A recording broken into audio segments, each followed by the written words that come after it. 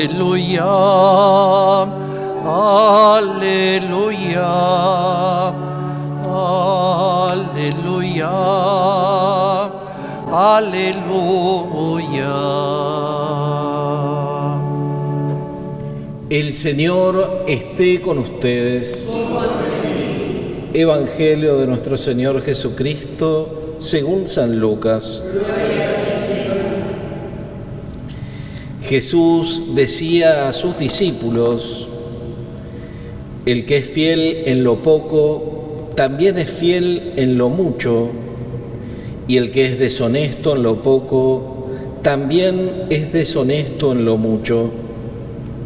Si ustedes no son fieles en el uso del dinero injusto, ¿quién les confiará el verdadero bien? Y si no son fieles con lo ajeno, ¿quién les confiará lo que les pertenece a ustedes? Ningún servidor puede servir a dos señores, porque aborrecerá a uno y amará al otro, o bien se interesará por el primero y menospreciará al segundo. No se puede servir a Dios y al dinero. Palabra del Señor. Gloria a ti, Señor Jesús.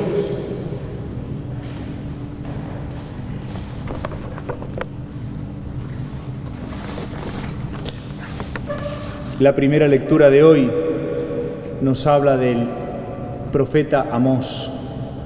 El profeta Amós era un campesino, un profeta que predicó en el norte de Israel en el siglo VIII antes de Cristo, durante el reinado de Jeroboam II. ¿Por qué digo esto? Porque es también importante ver cuál era el contexto en el cual Amós, como profeta, es elegido por Dios.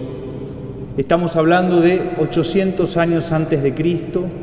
Estamos hablando de una época de mucha paz, porque justamente en ese momento no había amenaza de la invasión de pueblos poderosos sobre Israel, y al mismo tiempo, un tiempo en que había un crecimiento económico, pero un crecimiento económico que solamente había beneficiado a algunos, a los sectores más pudientes, y por lo tanto el profeta alerta sobre esto, alerta sobre toda esta situación, como tantas veces lo ha hecho también el Papa Francisco cuando nos hablaba al mundo de esa economía sin rostro humano, cuando nos hablaba de idolatrar el dinero y que teníamos que tener cuidado con ello, cuando nos hablaba de todas estas cuestiones ligadas a la necesidad de terminar con la cultura del descarte, porque sentíamos que había un montón de hermanos que eran descartables, desechables. Y entonces, aunque los números parece que cerraban durante la época de Amós y el rey Jeroboam II, parece que no llegaba a los sectores más pobres. Y por eso entonces Amós tiene algunas afirmaciones fuertes y contundentes que creo que al mismo tiempo pueden ser muy actuales. Por ejemplo, dice: escuchen ustedes los que pisotean al indigente para hacer desaparecer a los pobres del país. Justamente Amós nos habla de esta economía sin rostro. Amós nos habla de una economía de exclusión. Amós nos habla de una economía que aparentemente beneficia solo a algunos y entonces alerta sobre eso. Continúa diciendo después, interpretando el pensamiento de estos que pisotean a los indigentes, que ellos dicen: disminuiremos la medida, aumentaremos el precio y falsearemos las balanzas para defraudar. De algún modo lo que está denunciando Amós es la estafa, está denunciando las especulaciones versus la producción, está justamente denunciando cómo para aumentar las ganancias de algunos se perjudica a muchos. Continuamos diciendo: compraremos a los débiles con dinero y al indigente por un par de sandalias. Y me hace acordar a cuando se compra la voluntad de los más pobres con una bolsa de mercadería o con chapas, teniendo a los más pobres como si fueran rehenes, comprando voluntades, porque finalmente los pobres no son un sujeto protagonista de su historia, sino que son utilizados como si fueran un objeto. Y entonces se juega con la necesidad de la gente y se hace negocio con ellos. Cada una de las afirmaciones contundentes del profeta Amós del día, de la primera lectura de hoy, creo que son muy actuales. Que podríamos decir, Amós le habló a una realidad de 800 años antes de Cristo. Sin embargo, creo que también nos está hablando hoy a nosotros en este 2025. ¿Por qué? Porque la palabra de Dios es palabra viva. Y entonces también a nosotros nos interpela y denuncia una economía sin rostro y una economía de exclusión, cuando se pisotea al indigente o se hace desaparecer a los más pobres.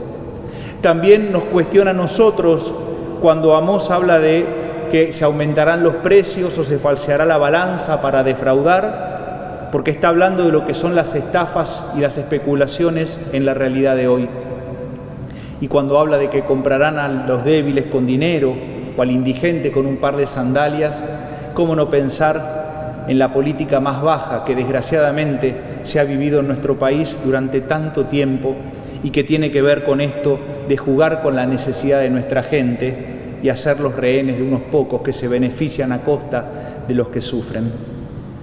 Vale la pena volver a leer la lectura, vale la pena volver a escuchar a Amós, que así como le habló al reino del norte de Israel en el año 800 antes de Cristo, al rey Jeroboam, hoy nos habla a nosotros.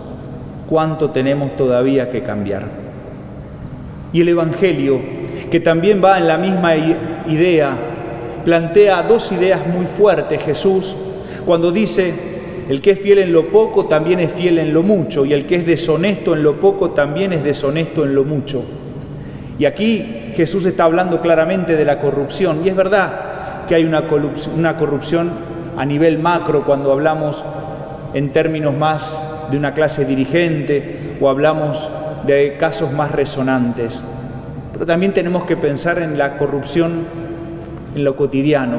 Esto que nos dice: el que es deshonesto en lo poco lo será en lo mucho. Quizá no somos corruptos en lo mucho porque no hemos tenido mucho dinero, pero a veces hemos tenido actitudes que son absolutamente deshonestas.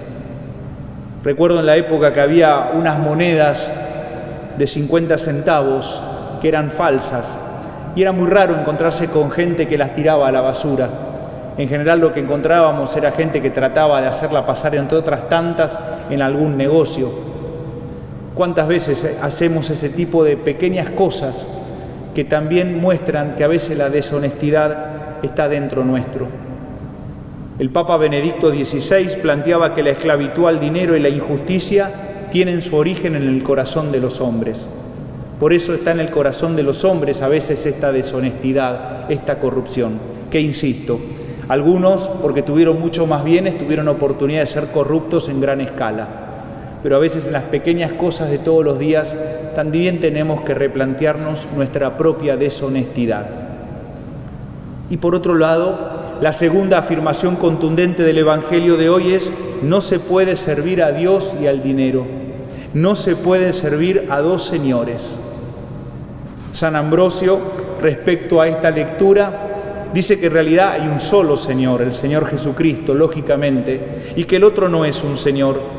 El otro solamente se impone por el yugo de la esclavitud, porque justamente se refiere a la esclavitud del dinero.